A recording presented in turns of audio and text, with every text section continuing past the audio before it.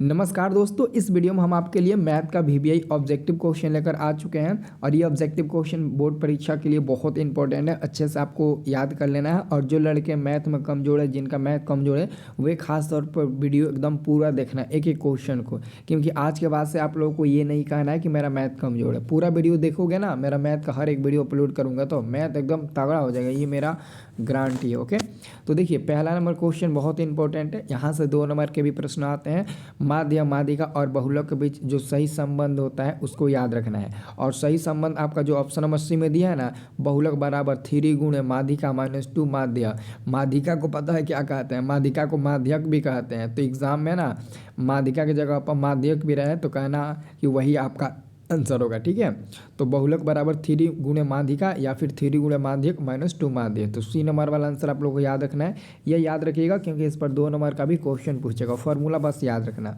और अगला जो दूसरा नंबर क्वेश्चन है कि प्रथम 5 पूर्ण संख्याओं का माध्य क्या होगा। तो सबसे पहले आपको माध्य निकालना आता है, ठीक है, अच्छी बात है। लेकिन आपको ना पूर्ण संख्या नहीं पता है कितना होता है। तो पूर्ण संख्या 0 से शुरू होता है, 0 1 2 3, ऐसा मतलब कि 0 से शुरू होता है। तो आपको 5 को लेना है और पाँचों को जोड़ देना है। तो सबसे पहले 0 लेंगे, फिर जोड़ेंगे, फिर 1 लेंगे जोड़ेंगे, 2 लेंगे जोड़ेंगे, 3 लेंगे जोड़ेंगे, 4 लेंगे और जोड़ेंगे। तो 5 को तो हो ही गया। और जो को लिए हैं तो वो से भाग दे दीजिए, 5 को लिए हैं तो 5 को से भाग दे देंगे। अब जोड़ेंगे तो 0 1 1 1 2 3 3 3 6 6 4 10, यानी कि 10 हो गया ऊपर और नीचे आपका 5 हो गया।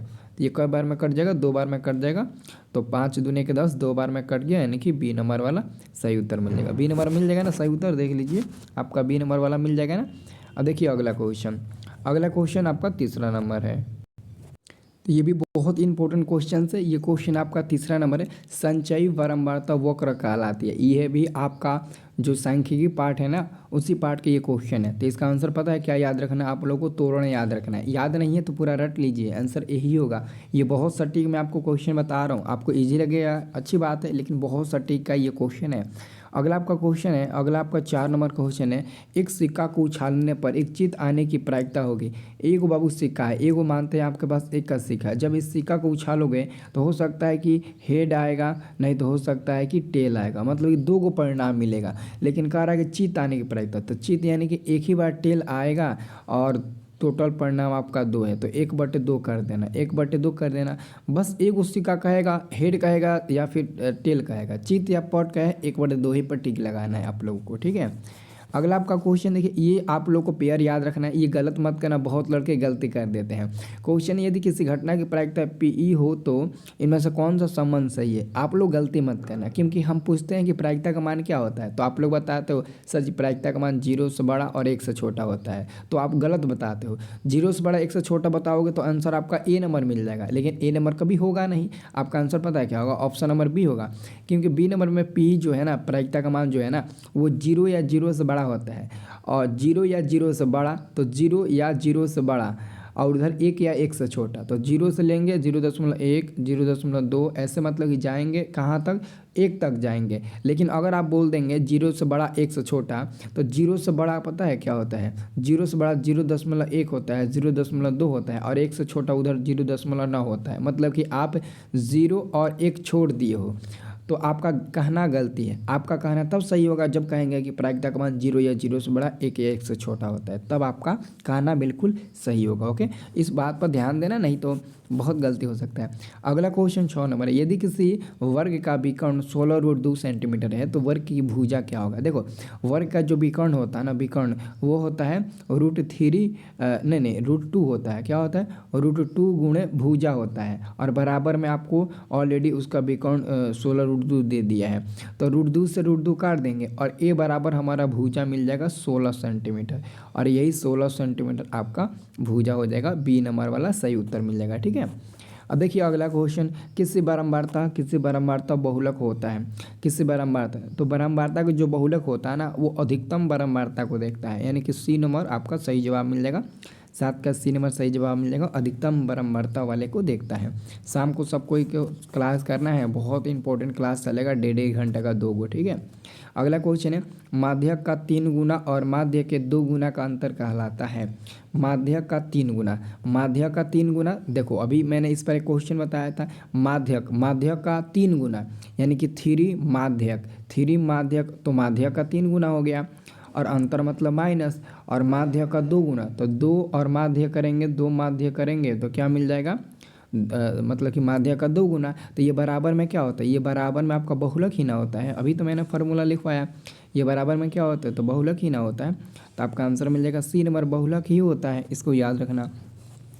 अगला आपका क्वेश्चन है 9 नंबर क्वेश्चन है, आर त्रिज्या वाले गोले का आयतन। देखो आर त्रिज्या वाले गोले का आयतन, जो आपका गोला ही होता है ना, इसका अगर आपको आयतन निकालना है ना तो 4/3 कर दीजिए और पाई आर के पावर 3 कर दीजिए। और ये ऑप्शन नंबर आपको बी नंबर में दिया है, 4/3 पाई आर क्यू, और यही आपका सही उत्तर हो जाएगा, ठीक है।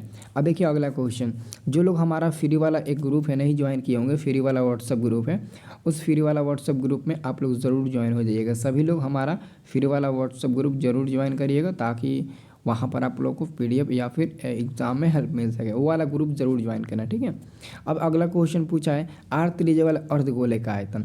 तो बाबू जब पूरा गोला का आयतन 4/3 पाई आर क्यू होता है, तो इसी में 2 से भाग दे देंगे तो कट जाएगा 2 बार में, 2 दूना के 4, तो बचेगा आपके पास 2/3 पाई आर के पावर 3। तो यही तो आपका हो जाएगा अर्धगोला का। तो 2/3 पाई आर क्यू, ऑप्शन नंबर आपका ए नंबर मिल जाएगा, इसे याद रखना। अगला आपका क्वेश्चन है 11 नंबर के, निम्न में कौन वृत्त के क्षेत्रफल का सूत्र है। निम्न में कौन वृत्त के क्षेत्रफल का सूत्र होता है। तो वृत्त के क्षेत्रफल पता है क्या होता है, पाई आर स्क्वायर होता है। ऑप्शन नंबर सी मिल जाएगा, जो बी के स्थान पर आ चुका है, याद रखना पाई आर स्क्वायर, यही आप लोग को याद रखना है। याद कर लीजिए, आंसर सी होगा, जो बी के स्थान पर आया हुआ है। ऑप्शन इधर उधर हो गया है। अगला आपका क्वेश्चन है 12 नंबर, 2 वृत्तों के क्षेत्रफल इतना है, तो इतना के अनुपात में है, तो इनकी त्रिज्याओं का अनुपात क्या होगा। याद रखना, अगर क्षेत्रफल का अनुपात दिया है तो आपको पता है क्षेत्रफल हमेशा स्क्वायर में रहता है और त्रिज्या स्क्वायर में नहीं रहता है। तो जब क्षेत्रफल उतना दिया तो 4 अनुपात उतना दिया ना, कुछ मत करना, एक जादुई ट्रिक बता रहे हैं। इन 4 अनुपात को रूट में करना और इसको बाहर निकाल देना, 2:3 मिल जाएगा। ये जादुई ट्रिक है, इसको याद रखना है। बस आप बिना सॉल्व किए इसका आंसर बता सकते हो। लेकिन अगर त्रिज्या का अनुपात इतना दिया रहेगा और क्षेत्रफल पूछेगा तो इन दोनों का स्क्वायर कर देना, तो 4 फिर आपका 9 मिल जाएगा, तो क्षेत्रफल बन जाएगा। क्षेत्रफल दिया रहेगा, भुजा या अनुपात त्रिज्या या फिर परिमाप कहेगा तो बाहर निकाल देना रूट में करके। ओके, अब देखिए अगला क्वेश्चन आपका देखिए क्या है, बहुत इंपॉर्टेंट क्वेश्चन है अगला। यदि किसी वृत्त की त्रिज्या दुगुनी कर दी जाए, मतलब कि कोई वृत्त है जिसकी त्रिज्या हम दुगुनी यानी कि r बराबर दुगुनी 2r कर देते हैं, तो पुराने एवं नए वृत्त के क्षेत्रफल का अनुपात। तो एगो पाई लिखेंगे और एगो यहाँ पर लकीर खींचेंगे। अब देखो पुराना वृत्त का क्षेत्रफल क्या होता है, पुराना वृत्त का क्षेत्रफल पाई आर स्क्वायर ही होगा, क्योंकि पुराना चीज़ में कोई परिवर्तन थोड़ी ना होता है, लेकिन नया चीज़ में परिवर्तन होता है। तो नया चीज़ में भी वृत्त का क्षेत्रफल पाई आर स्क्वायर ही होगा, लेकिन पाई आर स्क्वायर की जगह पर ना 2r लिखेंगे, क्योंकि नया वाला जो वृत्त है ना उसका त्रिज्या दुगुना हो गया है। तो 2r का हम स्क्वायर करेंगे, 2r का हम क्या करेंगे, तो यहाँ पर 1 मिनट, यहाँ पर हम 2r का स्क्वायर कर देंगे। तो देखिए ये पाई से पाई कट गया, ऊपर में r स्क्वायर बचा और नीचे में 2r का स्क्वायर, तो 2 दूने का 4r स्क्वायर यानी कि r स्क्वायर। तो r स्क्वायर से r स्क्वायर कट जाएगा, ऊपर 1 बचेगा नीचे 4, तो हम क्या कहेंगे 1:4 इसका आंसर मिलेगा। तो 1:4 तो आपके पास ऑप्शन नंबर बी में दे ही आई है, तो ऑप्शन नंबर बी सही उत्तर मिल जाएगा। और ऐसा ही एक और क्वेश्चन है, अब यहाँ पर थोड़ा सा आपको अलग दिमाग लगाना है। क्वेश्चन है, यदि किसी वृत्त की त्रिज्या आधी कर दी जाए, तो जो वृत्त की त्रिज्या r बराबर है ना उसको आधा कर दिया गया है। आधा मतलब कि r/2, r का आधा कर दिया गया है। तो कह रहा है कि पुराने एवं नए, तो इस बार भी एगो लकीर ले लेना है। और पुराना वाला इस बार परिधि का है, वृत्त की परिधि, तो वृत्त की परिधि 2πr होता है, पुराना वाला 2πr ही हो जाएगा। लेकिन नया वाला वृत्त की परिधि में भी 2πr होगा, लेकिन r के जगह पर त्रिज्या उसका r/2 हो चुका है, r/2 हो चुका है। तो 2π से 2π कट जाएगा और आर से आर कटेगा तो ऊपर एक बचेगा, फिर नीचे 1/2 बचेगा। अब ये 2 जाकर ऊपर गुणा हो जाएगा तो 2 हो जाएगा, नीचे 1 बचेगा। अब 2/1 को हम 2:1 लिख सकते हैं ना, 2:1 होगा। 1:2 पर टिक मत लगाना, क्योंकि ऐसे लड़के देखते हैं ना तो 1/2 लिख देते हैं। ऊपर में भी 1 है, फिर नीचे में भी 1/2 है, इसलिए इसका आंसर 2:1 मिलेगा। गलती मत करना।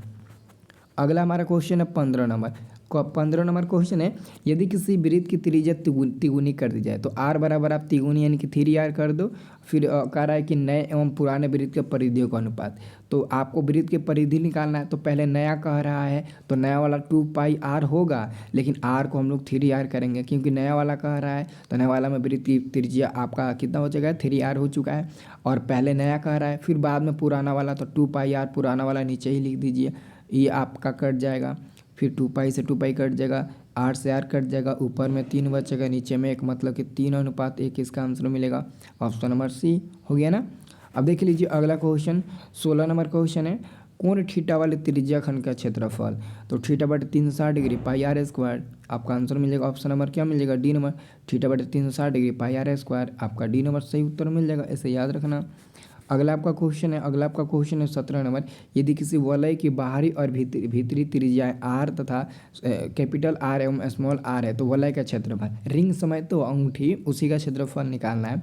तो पाई लिख दीजिए और ब्रैकेट में बड़ा वाला आर का स्क्वायर माइनस छोटा वाला आर का स्क्वायर कर दीजिए। एग्जाम में देखना इसको और भी मतलब ना अच्छे से तोड़कर आपको बता सकता है। एग्जाम में ऐसा भी हो सकता है ऑप्शन में पाई और बड़ा वाला आर माइनस छोटा वाला आर, और फिर से ब्रैकेट में बड़ा वाला आर प्लस छोटा वाला आर, इसको तोड़ सकते हैं ना आप लोग, अच्छे से आता होगा फॉर्मूला a² माइनस b² का।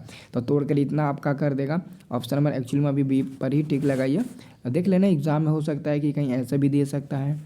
अगला आपका क्वेश्चन है, इसका आंसर बताइए। तो दो समरूप त्रिभुज की भुजा दिया है और भुजा का अनुपात दिया है और क्षेत्रफल का पूछना है। तो मैंने क्या बोला था, अगर भुजा दिया रहेगा या फिर त्रिज्या या फिर परिमाप दिया रहेगा, क्षेत्रफल मतलब कि पूछेगा कुछ भी दिया रहेगा तो स्क्वायर कर देना। तो 4 का स्क्वायर करिए, 9 का स्क्वायर करिए, तो 4 का स्क्वायर 16, 9 का स्क्वायर 81, 16 और 81, 16 और 81।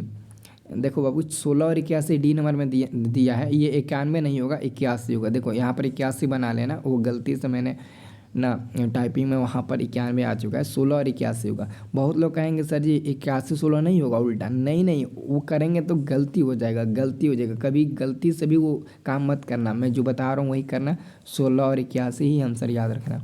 अगला आपका क्वेश्चन है, यदि अर्धगोले की त्रिज्या r हो तो उसका संपूर्ण सतह का क्षेत्रफल निकालना, संपूर्ण पृष्ठ का क्षेत्रफल। तो आप लोग कहते हो ना अर्धगोला का क्षेत्रफल 2πr² होता है, लेकिन मैं कहता हूँ कि अर्धगोला का संपूर्ण पृष्ठीय क्षेत्रफल ना 3πr² होता है, 3πr² होता है। मैं ये कहता हूँ अपने दावा के साथ, तो ये आप लोगों को याद रखना है। और अगला आपका 20 नंबर क्वेश्चन है, अर्धवृत्त का कोण होता है। तो बाबू अर्धवृत्त का ना कोण हमारा 90 डिग्री का होता है, 180 डिग्री का अर्धवृत्त का कोण नहीं होता है, गलत हो जाएगा। आपका अर्धवृत्त का कोण कितना होगा तो 90 डिग्री का, और पूरे वृत्त के केंद्र पर बना कोण 360 डिग्री का होता है। तो आप सोचेंगे कि जब 360 का पूरा होता है तो उसका आधा 180 होगा, नहीं गलती हो जाएगा। आप लोग को 90 डिग्री पर टिक लगाना। आज शाम को 5:45 में तैयार रहना, सोशल साइंस का क्लास लेंगे, ऑब्जेक्टिव का महा मैराथन ज़बरदस्त लड़ने वाला। फिर आपको उसके बाद ना सब्जेक्टिव क्वेश्चन करा देंगे 30 गो, ओके। और टाइम मिलेगा मैथ कराएंगे, नहीं तो मैथ का बारी तो कल है सब्जेक्टिव का, ओके।